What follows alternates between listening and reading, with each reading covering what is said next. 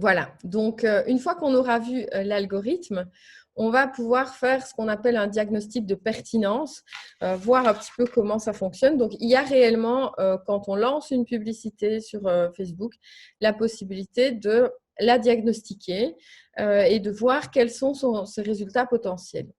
Ensuite, on va voir un petit peu comment on peut comprendre le gestionnaire de publicité. Donc, si jusqu'ici, vous utilisez le bouton « Booster votre publication », sachez qu'on est loin du compte. Ça, ce n'est pas du tout une utilisation professionnelle. Le bouton « Boost », c'est normalement vraiment un travail superficiel, un peu amateur. Donc, pour plutôt les gens qui ont une mini-entreprise et qui veulent un petit peu faire de la pub, mais ce n'est pas du tout l'outil professionnel. Donc, nous, ce qu'on va voir, c'est comment on peut utiliser le gestionnaire de publicité, qui est l'outil professionnel mis à disposition par Facebook pour les professionnels. Ensuite, on va voir comment vous pouvez surveiller vos concurrents, comment vous pouvez aussi créer une campagne et comment vous pouvez gérer les audiences. Alors, soyons très clairs, je vous le dis dès le départ de ce petit webinaire, cette formation ne vous permettra pas de devenir un pro du SEA, donc du référencement payant sur Facebook. Pourquoi? Parce que pour ma part, par exemple, je travaille dans le marketing depuis des années, je me sers de tous ces outils au quotidien et pourtant, je suis incapable de lancer correctement une sponsorisation toute seule. Donc, il y a des gens dont c'est le métier qui font ça au quotidien. Si moi, je lance une publicité avec 50 € ou que mon collègue spécialiste lance une publicité avec 50 €, on ne va pas du tout avoir les mêmes résultats parce que c'est un métier et parce que ça demande des compétences finalement et surtout des compétences qui sont mises à jour en permanence. Donc, pour peu que vous compreniez à un instant T, peut-être que dans 2 mois, ce sera plus valable du tout. En effet, par exemple, je vous donne un exemple vraiment symptomatique. Pendant très longtemps sur Facebook, on ne pouvait pas écrire sur les publicités autant qu'on voulait. Il fallait que ce soit 20% de l'image de mémoire, pas plus de 20% de l'image. Le texte ne pouvait pas prendre plus de 20% de l'image, sinon vous perdiez en qualité. Il y avait beaucoup de gens, par exemple, qui faisaient des pubs avec plein de messages et ils ne se rendaient pas compte que leur publicité avait un résultat négatif à cause de ça, puisque c'était plus ou moins un des critères de pertinence de Facebook. Et aujourd'hui, donc, il y en a qui ont fini par apprendre ça et qui considèrent toujours que c'est actuel. Or, cette limitation a plus ou moins sauté il y a 1 ou 2 mois. Ça, c'est encore une fois un métier. C'est la personne dont c'est le métier qui est informée en permanence de ça et qui donc est venue nous annoncer un jour que cette limitation avait fini par sauter.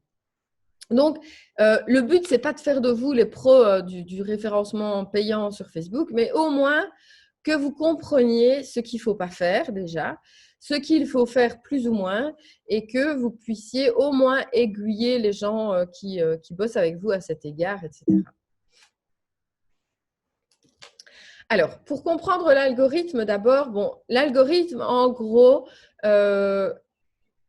j'imagine, si vous venez à ce webinaire qui est déjà d'un niveau plus élevé, que l'algorithme n'a pas trop de secrets pour vous. Donc, en gros, l'algorithme mesure l'intérêt de vos publications et l'intérêt de votre page.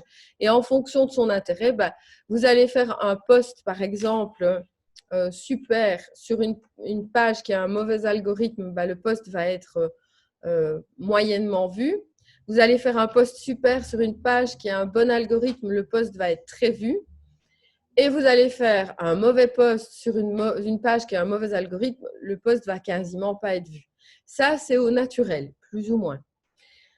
Mais par contre, il y a un algorithme qui tourne aussi au niveau de la sponsorisation, donc des publications que vous payez, pour lesquelles vous payez pour être vu. Alors, il faut savoir déjà qu'il y a un système d'enchères donc chez Facebook. Donc, en gros, les enchères, c'est combien vous allez payer pour toucher un nombre de gens précis. Eh bien, vous ne pourrez pas savoir à l'avance quel sera votre CPC ou votre CPL. Alors, CPC, c'est le coût par clic. CPL, c'est le coût par lead. Il y a plein de types de CP. Il y a le CPM qui est le coût par 1000. Soit je ne vais pas rentrer dans tous les types de coûts par objectif. Mais donc, on ne peut pas savoir à l'avance. Vous ne pouvez pas dire à Facebook, tiens, je vais te donner 50 €. Combien est-ce que je dois payer? Enfin non, par exemple, vous ne pouvez pas dire à Facebook, combien est-ce que je dois te donner? Combien est-ce que je vais payer par demande, je sais pas moi, demande d'estimation sur Facebook? C'est pas possible, malheureusement, ça reste un peu nébuleux. La deuxième chose à savoir, c'est que, comme je l'ai dit précédemment, vraiment, ce qui compte le plus pour Facebook, c'est l'expérience utilisateur. Et il va évidemment jauger de l'expérience utilisateur par des critères objectifs. C'est-à-dire que donc l'expérience utilisateur, c'est à quel point votre publication intéresse l'audience. C'est logique, hein? Donc, si l'audience est contente, Facebook est content. Donc, si vous faites une publication sur laquelle personne ne réagit, donc pas de like, pas de commentaires, pas de partage, pas d'enregistrement pour plus tard, ça veut dire que votre post est inintéressant. Donc, si dans les premières minutes ou dans la première heure où vous allez poster, il ne se passe rien, Facebook va diminuer la visibilité de votre post. Et ça va vous coûter plus cher pour le montrer à plus de gens que s'il avait eu des résultats immédiats. Donc, en gros, c'est sa seule façon de juger de l'intérêt de votre publication et donc de l'expérience de l'utilisateur qui vient vous voir parce qu'il cherche une info, par exemple, et qu'il ne la trouve pas, etc., etc. Donc, l'expérience utilisateur, c'est la priorité. Donc, si vous faites un post qui n'intéresse personne, vous vous nuisez, même en le sponsorisant.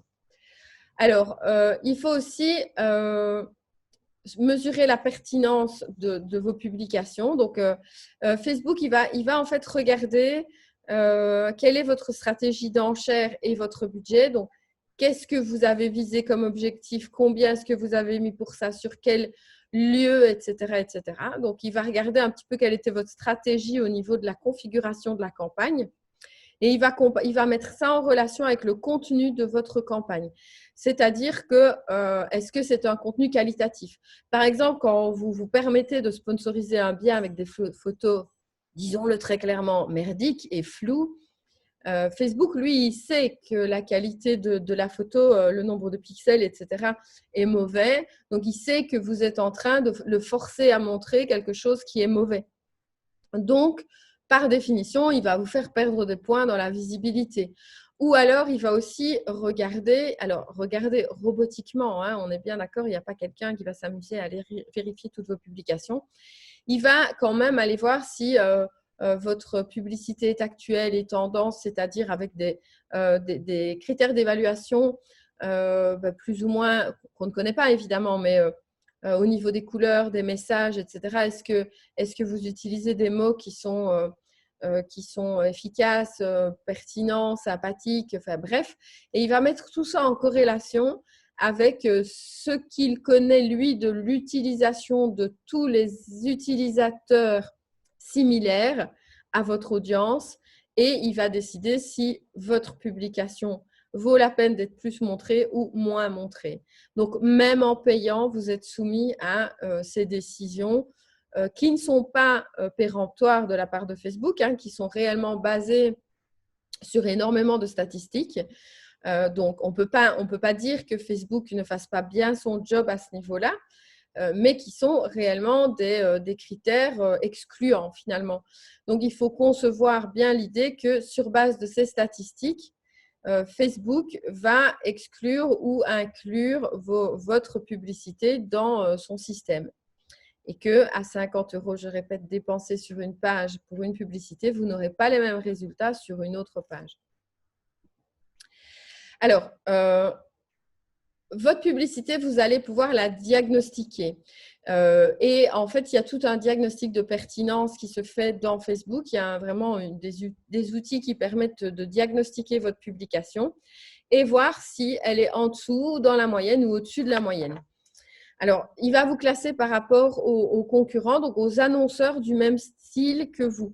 Alors, il ne va pas vous comparer avec, par exemple, une autre agence immobilière, hein.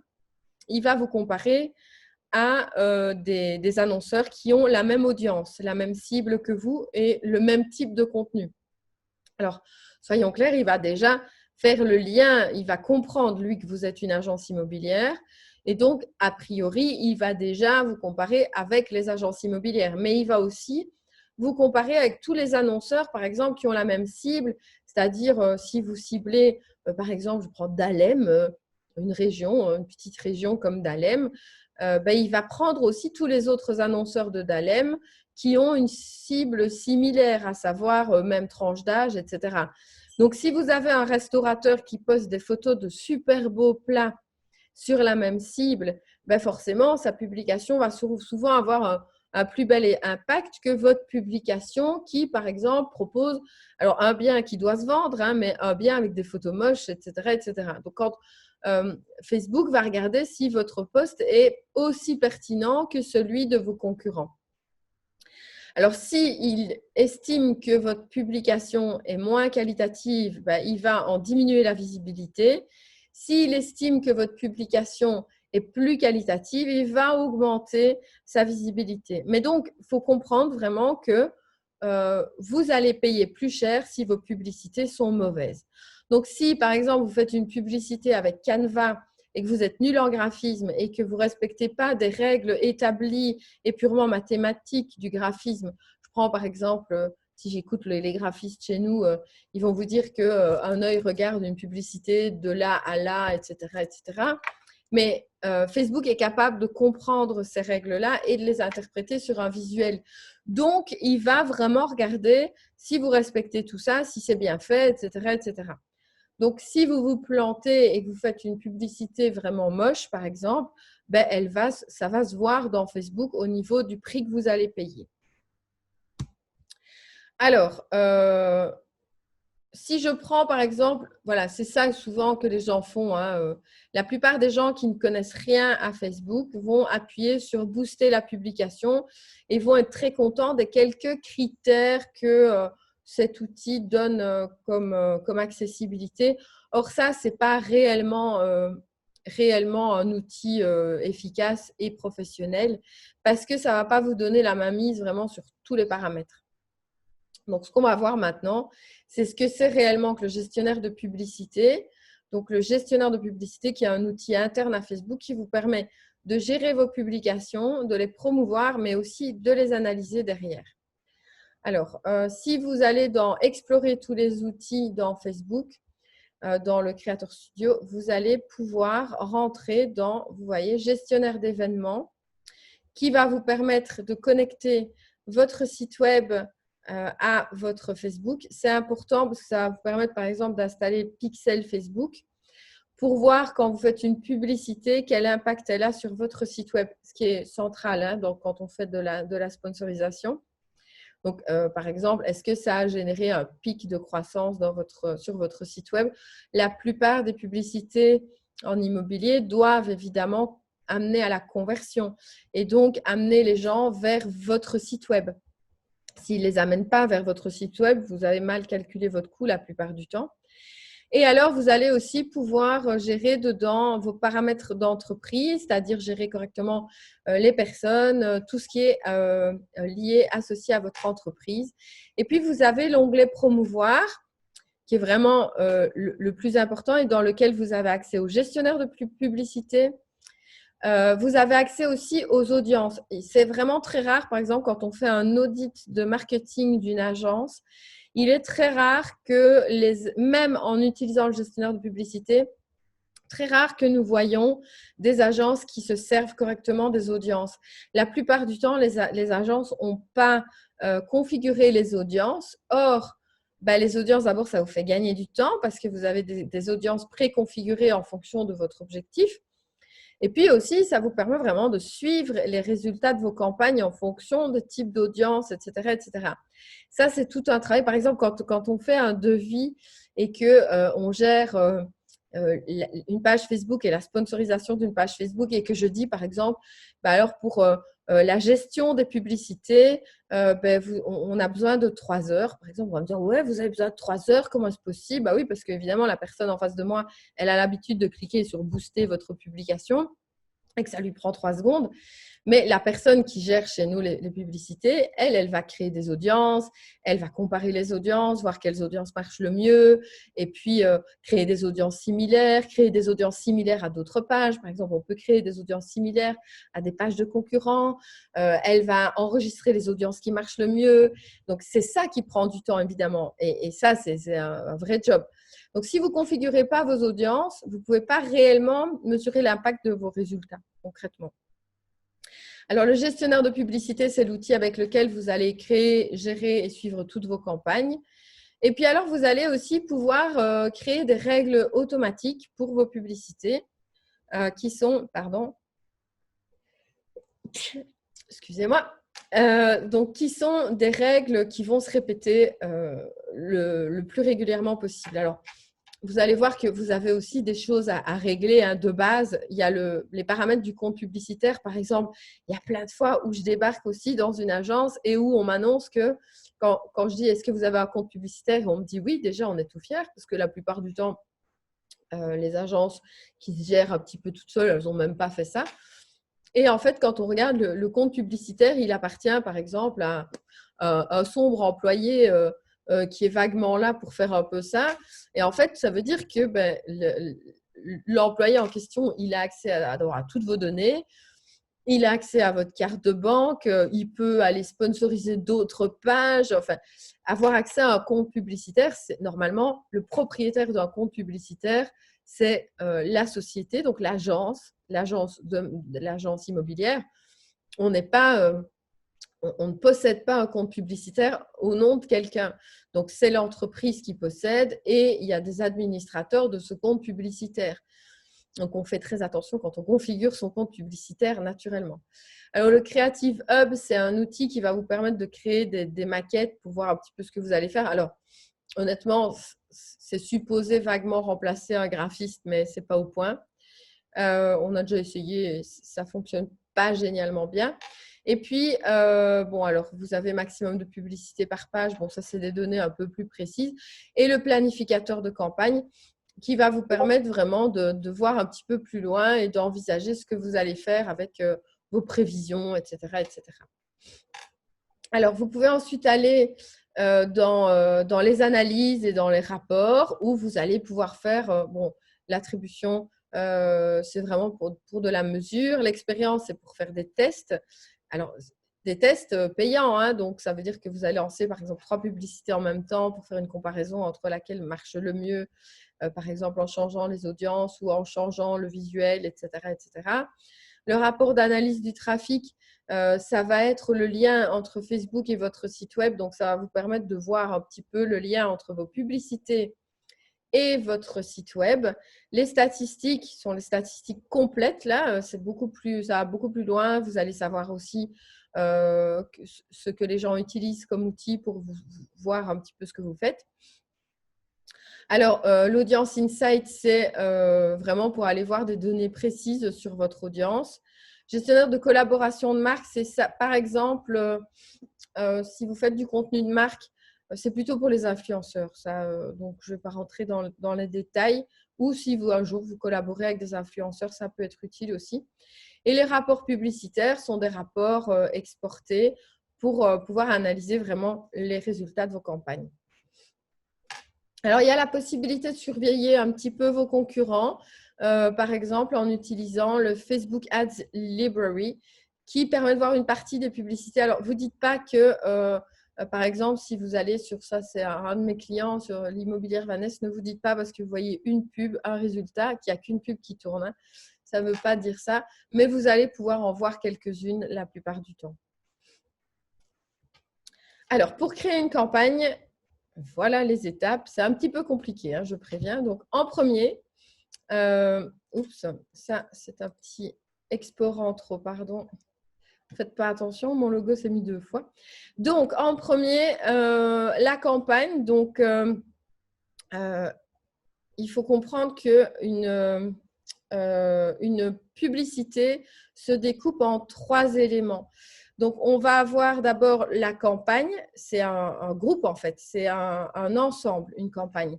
Donc, il y a différents ensembles publicitaires. Et c'est ça qui est normalement écrit ici, c'est les ensembles publicitaires.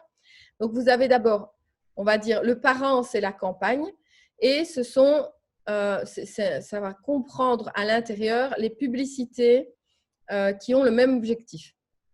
Alors, généralement, c'est là qu'on va définir donc forcément l'objectif et qu'on va peut-être définir le CBO. Donc, c'est le Campaign Budget Optimization. C'est comment vous allez optimiser votre campagne et quels sont enfin, comment vous allez dépenser votre argent. Donc, à quel rythme, etc., et selon quels objectifs. Ensuite, vous avez l'ensemble de publicités. Donc, il va y avoir généralement dans une campagne, on a plusieurs ensembles et ce seront les différentes campagnes qui sont groupées dans des ensembles qui ont la même configuration. Donc, chaque ensemble va avoir la même audience, le même placement, le même budget, par exemple. Et puis, à l'intérieur, on va avoir des publicités. Donc, toutes les publicités. Alors, la publicité en elle-même, c'est juste le texte et le visuel. Donc, on a vraiment trois groupes. Le parent, par exemple, je vais essayer de donner un exemple clair. Une campagne recrutement, donc c'est le même objectif, on est d'accord que tout ce qui va être à l'intérieur de cette campagne concerne le recrutement. À l'intérieur de cette campagne, je vais avoir les ensembles de publicités. Je vais avoir un ensemble de publicités, par exemple, qui cible les agents hippies, parce que je veux recruter des agents hippies. Alors, donc, je vais avoir un ensemble qui va cibler les agents hippies et les publicités, ça va être par exemple 3 visuels différents qui parlent aux agents hippies pour leur dire rejoignez notre agence. Mais 3 visuels différents. Je prends un autre ensemble de publicités, ce serait par exemple, je vise les gens intéressés par l'immobilier, potentiellement les stagiaires. Et donc, je vais avoir un autre ensemble qui va avoir à l'intérieur 3 autres publicités. Par exemple, tu veux te lancer dans l'immobilier, fais ton stage chez nous.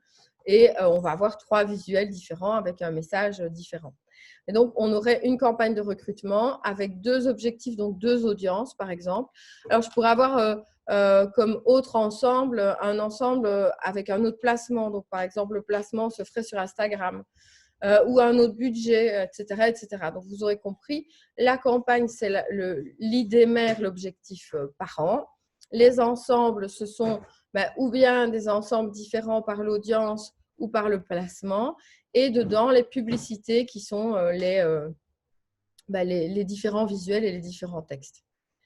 Alors d'abord, vous devez définir votre objectif marketing clair. Il doit être limpide et vous devez savoir forcément, comme je vous ai dit là, si je ne sais pas que ce que je veux faire, c'est générer de nouvelles recrues, je ne vais pas savoir ce que je vais créer dedans. Donc, ça veut dire que je dois avoir un objectif précis. Est-ce que je veux dans cette publication des leads vendeurs, des leads acquéreurs? Est-ce que je veux des gens qui s'inscrivent sur un formulaire? Est-ce que je veux que des gens s'adressent à moi? Qu'est-ce que je veux en fait?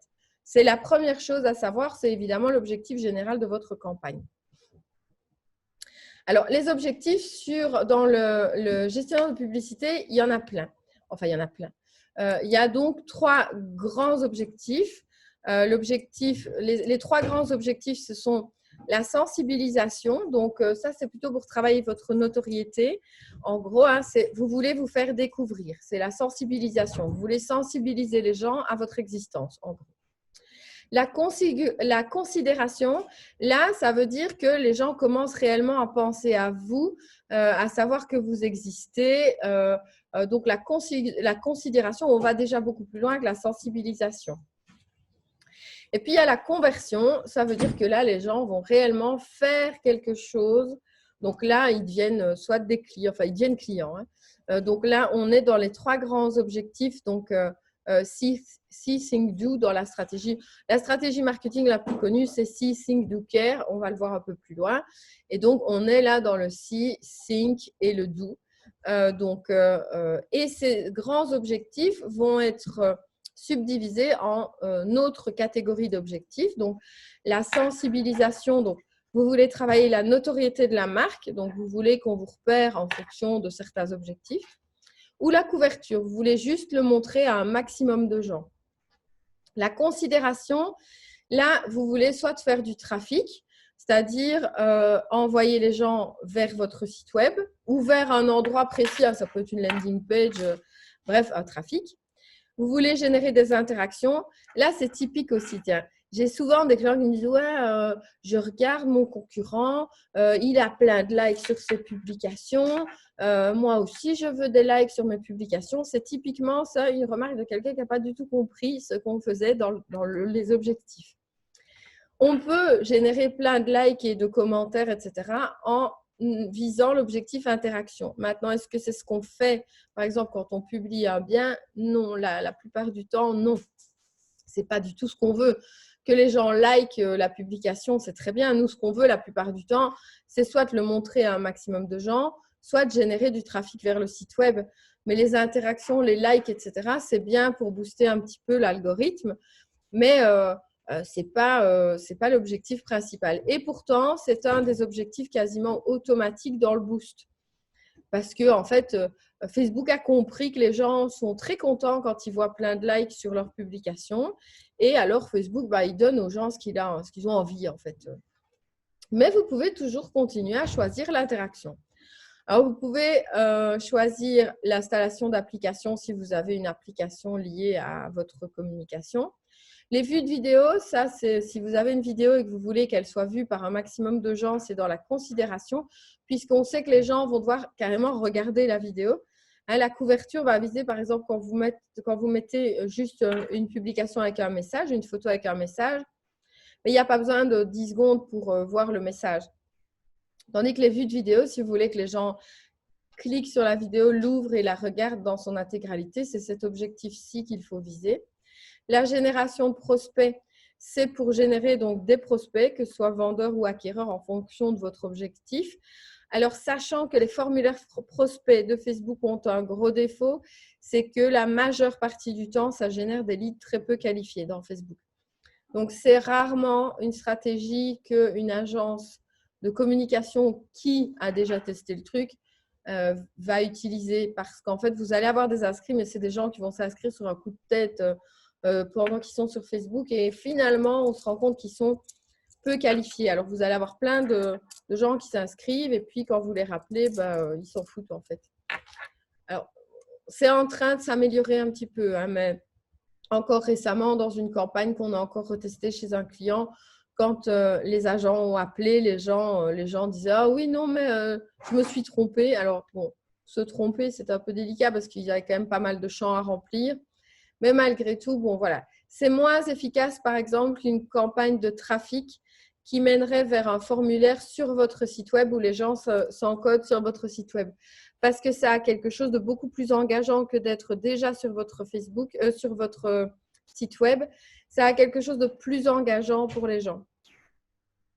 Alors, les messages, donc là, c'est si vous voulez générer des messages de votre audience. Alors, la conversion, là, c'est quand vous voulez convertir quelqu'un et le faire passer à la vente. Alors, bon, pour un bien, évidemment, ce n'est pas possible. Vous ne pouvez pas convertir les clients et qu'ils achètent votre maison, par exemple. Là-dessus, ce n'est pas possible, évidemment. La vente catalogue non plus. Et le trafic en point de vente, là, oui, vous pouvez envisager de faire venir les gens vers chez vous. Mais la conversion de ce type pour une agence immobilière, c'est toujours un peu plus délicat. C'est plus de la conversion, par exemple, de gens qui vendent des vêtements ou des choses qu'on peut acheter en ligne. Alors, l'A/B testing, c'est un outil qu'on utilise beaucoup. Quand vous commencez, par exemple, nous, quand on a un nouveau client, on va toujours commencer par un peu d'A/B testing pour voir un petit peu ce qui marche le mieux dans l'audience.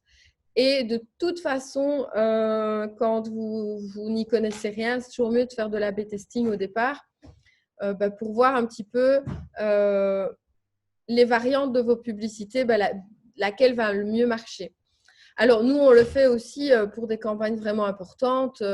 On va, par exemple, faire 10 visuels différents avec 10 textes différents pour voir quelles sont les campagnes qui se détachent des autres. Et souvent, on va finir par n'en garder plus que 3 sur les 10 qu'on a lancés, parce qu'il y en a 3 qui sont… Mais vous imaginez si on n'en avait lancé qu'une et que ce n'est pas la bonne. Et parfois, on est très surpris parce qu'on estimait que l'audience allait réagir à un certain visuel et finalement, elle réagit à un tout autre visuel. Donc, il faut vraiment prendre en compte l'A/B testing parce que vous risqueriez d'avoir de grosses surprises. Encore une fois, c'est quelque chose qui, par exemple, quand vous travaillez avec une agence et que l'agence vous dit il va me falloir 5 heures pour gérer votre publicité, et vous vous dites ouais, mais il faut juste poster une photo et mettre un commentaire. Non, une agence qui va bien gérer la publicité, elle va plutôt lancer 5 visuels, tester les visuels, voir ce qu'ils donnent, les changer, changer le type d'audience, etc. Donc ça, c'est de l'A/B testing. C'est ça qui justifie en fait un travail efficace. Alors, vous pouvez utiliser, donc activer ou désactiver l'optimisation du budget de la campagne, soit vous laisser Facebook gérer le budget lui-même et décider où il va placer le budget. Alors, on pourrait se dire que Facebook est très intelligent et qu'il y arrive toujours bien, mais malheureusement non. Donc, nous, souvent, on désactive l'optimisation et on le fait manuellement parce que c'est quand même un peu plus efficace. Maintenant, par exemple, quand un client nous dit non, moi, c'est hors de question que je vous paye 5 heures pour configurer mes campagnes, évidemment que si le client veut absolument qu'on lance un budget et qu'on n'y touche plus, ben on va utiliser l'optimisation du budget de la campagne pour que ça aille plus vite, évidemment, et que ça réponde plus ou moins au budget qu'il a. Ou quand on a un client qui a peu de budget, ben, on va mettre plus d'argent d'achat et moins de temps de gestion pour essayer qu'il en ait quand même un résultat suffisant avec le petit budget qu'il a au départ. Alors, le budget, vous allez pouvoir le définir de façon assez développée. Donc, vous allez pouvoir choisir décider d'un budget quotidien. Mais vous pouvez aussi cliquer, si vous cliquez là, vous allez avoir d'autres types de budgets. Ça peut être un budget quotidien et mensuel ou un budget mensuel. Alors, attention, il vous dit bien le montant réel dépensé quotidiennement peut varier parce qu'il peut monter à 12 € ou à 8 €. Parfois, si votre pub elle est vraiment mauvaise, il n'arrivera pas à dépenser votre budget. Donc, puisque l'algorithme ne le permet pas. Alors, vous pouvez mettre une limite d'enchère. Vous pouvez choisir vraiment limite d'enchère ou faire le coût le plus bas ou décider que ce soit un petit peu… Enfin, il y a plein d'options différentes dans vos campagnes. Et puis, alors, vous pouvez aussi planifier les publicités selon un calendrier spécifique ou bien tout le temps. Vous allez choisir aussi. Et puis, vous pouvez faire une diffusion standard ou accélérée. Alors, accélérée, c'est par exemple, nous, on a des clients qui font une grosse annonce d'une promotion qui ne dure que 24 heures. Ça va être forcément une diffusion accélérée. Ou même, on a parfois des clients qui ont… Allez, nous, on travaille avec Galeria Inno. Par exemple, ils ont parfois des publicités qui ne durent que le samedi pour une promotion qui ne dure que le samedi. Et c'est lancé le samedi à partir de 5 heures du matin, par exemple, jusque 17 heures en moyenne. Parce que après, les gens n'auront plus le temps de venir au magasin. Mais ça, c'est de la publicité accélérée. Et souvent, par exemple, c'est pour toucher toute la Belgique et on a un budget de 10 000 € à dépenser sur la journée. Ça va être évidemment une diffusion accélérée pour essayer qu'ils dépensent tout et qu'ils le montrent au maximum à tout le monde dans la rapidité. Maintenant, c'est rare dans une agence immobilière d'utiliser la diffusion accélérée. Alors, votre ensemble de publicités, donc si vous avez activé le budget optimisation, vous allez choisir l'audience, son placement et la date de début et de fin.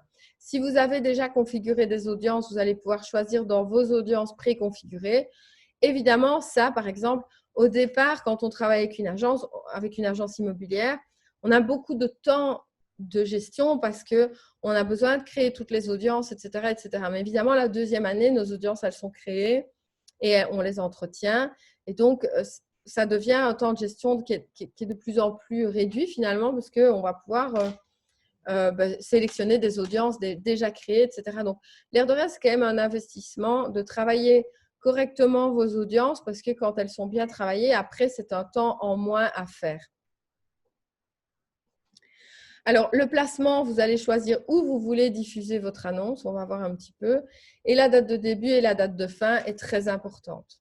Alors, je suis désolée, on entend mon chat qui râle derrière. Voilà. Désolée. Et puis alors, bon, si vous n'avez pas activé le CBO, vous pouvez définir un budget. Alors, pour définir l'audience, ben, vous pouvez choisir une audience segmentée.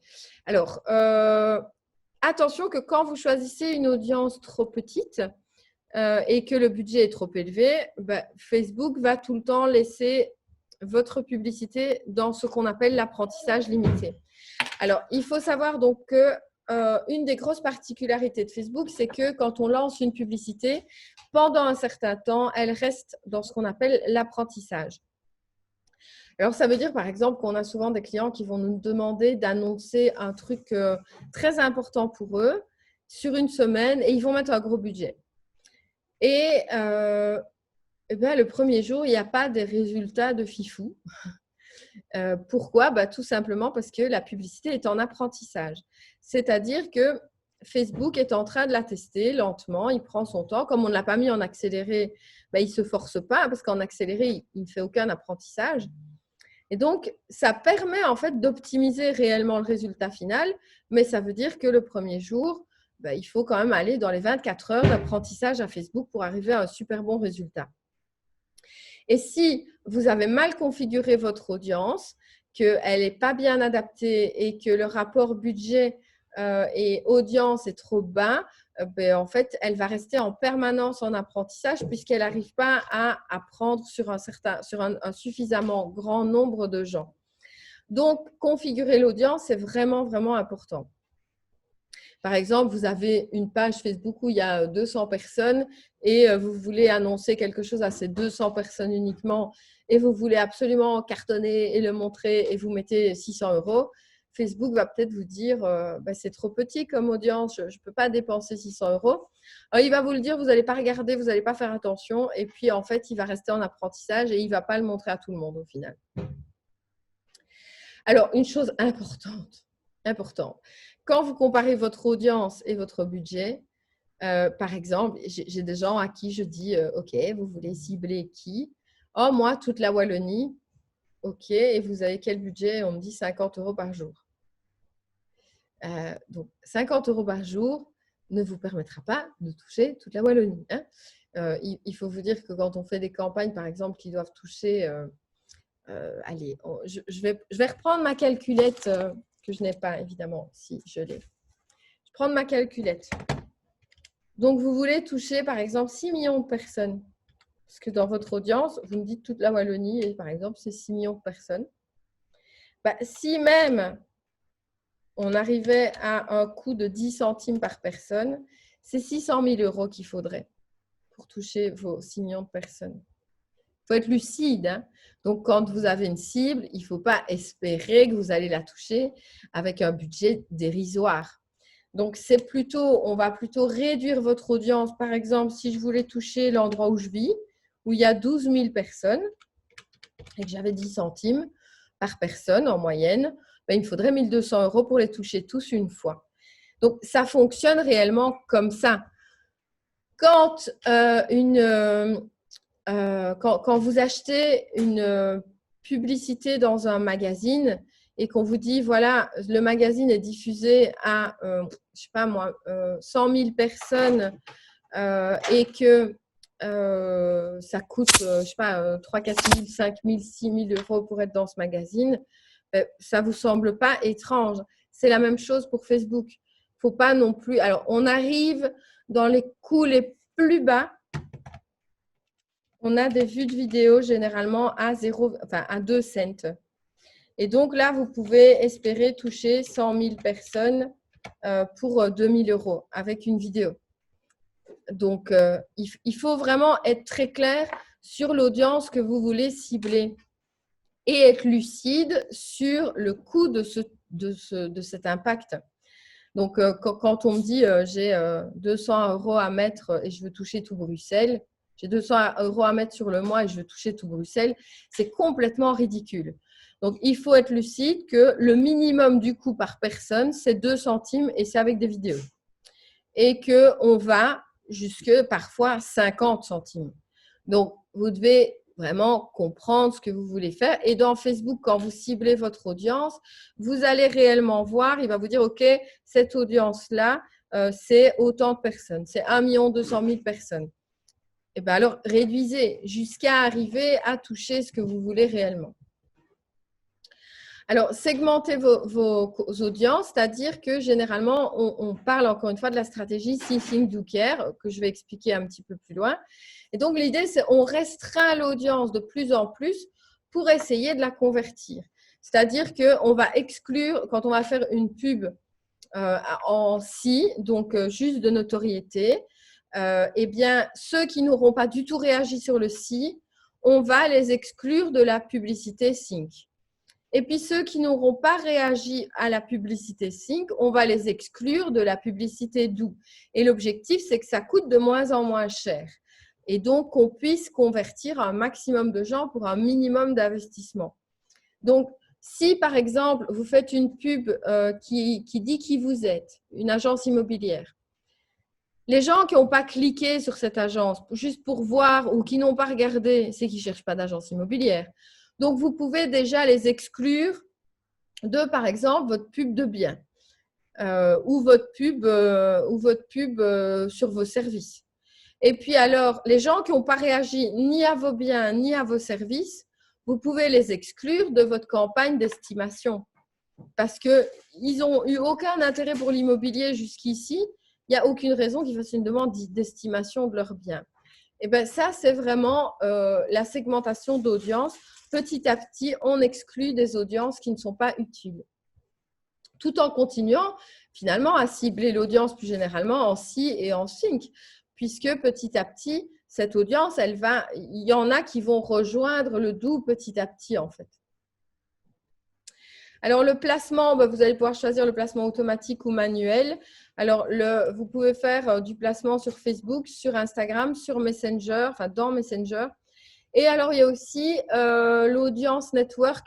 Donc, l'audience network sont les gens qui font des contenus sponsorisés sur Facebook, du style des gros humoristes, par exemple, dans lesquels il y a de la pub avant leur vidéo sur Facebook. Ça, c'est de l'audience network. Vous pourriez très bien diffuser là. Et puis, vous pouvez encore aller plus loin et choisir si vous voulez être dans le fil d'actualité, dans le fil Instagram, dans le marketplace, dans le fil vidéo Facebook, dans la colonne de droite sur Facebook. Si vous devez être dans Explorer Instagram, dans la boîte enfin bref, je ne vais pas rentrer plus loin, où vous voulez. Vous choisissez, mais vous pouvez le faire aussi en automatique. Alors, la publicité, vous pouvez soit sponsoriser une publicité existante, soit une publicité qu'on crée. Donc, ça s'appelle le post sponsorisé ou la campagne fantôme. Par exemple, il y a beaucoup de clients qui me disent oh, je vois pas ma pub sur ma page. Alors oui, c'est une pub fantôme, c'est-à-dire qu'elle tourne partout, mais elle n'est pas affichée sur la page. Et ce n'est pas franchement utile qu'elle soit toujours affichée sur la page. Ça s'appelle les campagnes fantômes. Et les posts sponsorisés, c'est quand on sponsorise un post existant. Alors, vous allez choisir donc le texte, l'image. Alors, l'image, vous pouvez choisir plusieurs types d'images. Une image seule ou bien un carrousel, on appelle ça. Donc, c'est quand il y a plusieurs images. Les carousels doivent avoir certains objectifs, etc. Au niveau, je ne peux pas rentrer là-dedans aujourd'hui parce que je vois qu'il est déjà 10h46. Les carousels doivent respecter pas mal de configurations. Or, il y a beaucoup de gens que je vois qui font vraiment des carousels complètement à côté de la plaque. Et donc, quand vous êtes à côté de la plaque, la diffusion est mauvaise. Vous pouvez choisir de diffuser une vidéo ou il y a l'instant expérience. Alors, l'instant expérience, c'est carrément faire une sorte de mini-site au sein de Facebook. Je vais être très honnête, nous en avons testé quelques-unes et elles n'ont encore rien donné. C'est pourtant, ça fait 1 an qu'on les teste et l'instant expérience a toujours été un petit peu décevant. En fait, c'est très impressionnant et très beau à voir et c'est très waouh. Mais par contre, ça ne convertit pas. Alors, les étapes, quand vous créez votre publicité, donc vous allez choisir votre publicité, la page sur laquelle vous allez la diffuser si vous avez plusieurs pages. Donc, vous cliquez simplement ici et vos pages vont s'ouvrir. Vous choisissez la bonne page. Croyez-moi que ça peut être une grosse bourde. Puis, vous allez choisir donc soit de créer une publicité, soit d'utiliser une publicité existante, soit d'utiliser une maquette. Alors, utiliser une publication existante, c'est donc pour booster, enfin pour pas booster justement, pour sponsoriser un post sur votre page, et créer une publicité, c'est vous la créer de toutes pièces. Puis vous allez choisir le type et puis vous allez pouvoir ajouter une instant expérience ou un fichier source. Et puis, vous allez choisir le texte et l'image. Donc, vous allez choisir le contenu multimédia. Donc, est-ce que ça va être un diaporama? Est-ce que ça va être une vidéo? Est-ce que ça va être une image? Vous écrivez votre texte. Il doit y avoir un titre et une description. Le titre va se trouver en bas souvent de votre publicité. Et puis, ça doit diriger soit vers votre site web, soit vers votre événement Facebook ou vers un autre objectif en fonction de ce que vous avez choisi. Alors, vous devez franchement choisir le bon format. Généralement, on conseille une image seule pour la notoriété ou l'interaction. La vidéo, c'est clairement de la notoriété. Par exemple, pour vendre un bien, la vidéo ne va pas être aussi efficace que le post photo. Or, il y a beaucoup de gens, par exemple, qui partagent automatiquement depuis, je pense qu'il y a Omnicasa, depuis Omnicasa, on crée une espèce de petite vidéo slide avec généralement des photos dont la résolution est vraiment catastrophique dans l'export. Et donc, vous voyez un espèce de slide avec des photos floues d'un bien. Donc, ça fait en fait une vidéo. Et donc, ça ne va pas servir à votre bien. Ça ne va pas l'aider à se vendre. Donc, les vidéos vont plus être axées notoriété. Le carrousel est assez efficace pour le trafic vers le site web et pour la conversion. Par exemple, télécharger tel document. Le formulaire a pour objectif de générer des prospects qui s'inscrivent et le catalogue va générer généralement aussi des conversions. Et ça, jusque-là, c'était la partie facile. Après, c'est vraiment travailler l'audience. Alors, j'essaye de réexpliquer le six Docker. Donc, au départ, vous allez faire connaître simplement une première fois votre existence, tout simplement. Donc, ça, c'est le si. C'est vraiment de la notoriété pure où on espère rien obtenir précisément. Ensuite, on va avoir le think. Donc, là, les gens commencent à penser à vous s'ils pensent à une agence immobilière. Ensuite, il y a le do, c'est-à-dire que là, ils passent vraiment, ils deviennent clients. Ils ont déjà, dans le think, ils ont été sur votre site web, ils ont regardé ce que vous aviez, etc. Dans le do, ils sont carrément en train de prendre contact avec vous, soit pour acheter, soit pour vendre un bien. Le care, c'est donc, bon, pour le commerce normal, c'est plutôt quand ils vont repasser un second achat. Maintenant, sur les agences immobilières, on est d'accord que c'est plus loin dans le temps. Mais le care, c'est aussi, il parle de vous à d'autres personnes. C'est aussi le care, il laisse un commentaire positif dans Google. C'est aussi, il laisse un commentaire positif dans Facebook, etc., etc. Ce sont les 4 étapes essentielles en marketing qu'on travaille au quotidien. Et généralement, il faut savoir que la première année, on va plutôt travailler du think et un peu de do. Que la deuxième année, on va toujours laisser tourner un peu de si, parce qu'il faut quand même qu'on vous découvre. La deuxième année, on va faire beaucoup de think et de do. Et puis après, on va faire vraiment le think, do, care en permanence. Donc, je ne vais pas…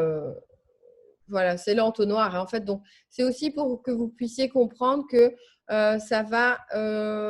c'est un entonnoir, c'est-à-dire qu'en fait, l'audience est de plus en plus petite. Alors, pour le si, on va avoir par exemple aussi vous faire découvrir par des articles de blog, par une vidéo d'entreprise, par des bannières publicitaires. Le think, c'est aussi télécharger vos documents. Simplement, vous avez fait un document, les 10 meilleurs conseils pour vendre sa maison, et on peut le télécharger. Voir un portfolio, une vidéo où vous expliquez, où vous répondez à des questions, quand on arrive carrément sur une landing page, etc.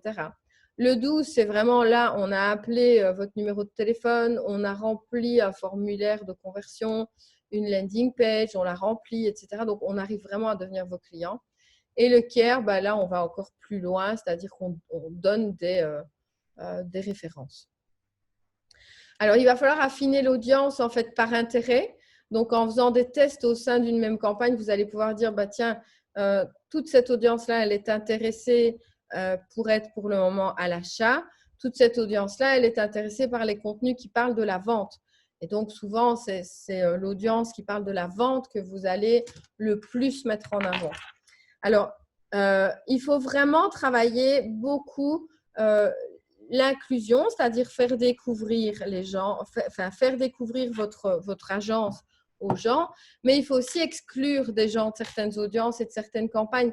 Ça ne sert à rien d'inclure, par exemple, toute une région pour un formulaire de conversion, alors que vous pourriez conserver les gens qui vous ont déjà regardé, qui ont déjà fait plusieurs actions sur vos autres publicités. On exclut ceux qui n'ont pas réagi précédemment et on inclut ceux qui ont réagi. Et donc, ça veut dire c'est ça que vous allez entretenir dans la partie audience de votre gestionnaire de publicité. Alors, vous pouvez aussi exporter des audiences à vous dans Facebook. Je m'explique. Vous pouvez, par exemple, exporter votre liste de clients grâce aux emails s'ils sont inscrits chez vous, par exemple, dans votre Omnicasa ou dans votre Wise ou dans votre Apimo. S'ils sont inscrits avec la même adresse que sur Facebook, si vous exportez l'audience de votre outil vers Facebook, Facebook va pouvoir faire le lien. Et puis, il va même pouvoir trouver des audiences similaires à cette audience-là. Vous pouvez aussi aller chercher, faire des corrélations entre votre audience sur votre site web, si vous avez installé le Pixel, et votre audience sur Facebook. Alors, si vous installez évidemment le Pixel, le Pixel, c'est un outil un peu compliqué parce que vous avez besoin d'un programmeur pour l'installer. Une fois que le Pixel est installé, vous allez pouvoir recréer encore plus d'effets. Par exemple, Facebook va pouvoir se dire, OK, j'ai fait cette pub-là. Enfin, c'est vous qui allez le regarder, hein. Facebook va faire une pub. Vous allez faire une pub dans Facebook et il va pouvoir voir grâce au pixel que ça a vraiment généré un événement sur votre site web. Un événement, c'est un pic dans votre Google Analytics. Et donc, Facebook va se dire, OK, ça a vraiment donné un résultat précis. Et donc, c'est grâce au pixel Facebook qu'on va pouvoir faire ces analyses-là et aller plus loin. Alors, les sources Facebook, ce sont par exemple les gens qui ont vraiment réagi à vos publicités que vous allez exclure et inclure, comme je disais précédemment. Alors, vous pouvez aussi cloner votre audience, c'est-à-dire par exemple cloner vos visiteurs, etc. Alors, ça veut dire aussi pouvoir cloner, ça veut dire aller chercher une audience similaire. Alors, il va y avoir du plantage, évidemment, parce que Facebook est un outil informatique, hein, quelque part. Donc, quand il va chercher une audience similaire, il va chercher une similitude finalement dans des données qui ne sont pas toujours pertinentes. Mais en tout cas, en créant des audiences similaires, vous allez pouvoir extraire de ces audiences similaires, parfois un peu erronées, des résultats quand même. Alors, vous allez commencer généralement à 1% pour augmenter de plus en plus.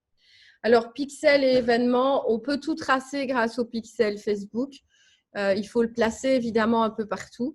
Ça demande un petit travail vraiment de configuration, de lien entre votre site web et la page Facebook.